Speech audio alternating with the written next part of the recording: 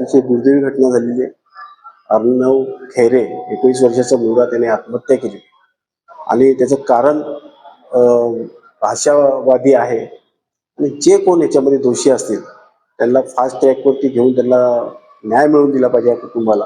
कारण की आत्ताच माजी मुख्यमंत्री एकनाथजी शिंदे साहेब यांनी त्यांच्या कुटुंबाशी संवाद साधलेला आहे आणि त्यांना धीर दिलेला आहे.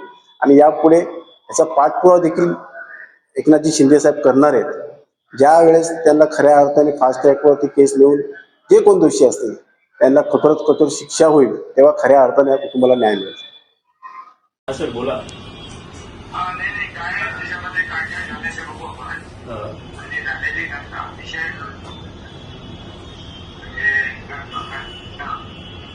मला देखील केलं आहे. आम्ही सगळे आपल्या सोबत आहोत आणि जे काही शासन करून काय कारवाई करायची निश्चित करू.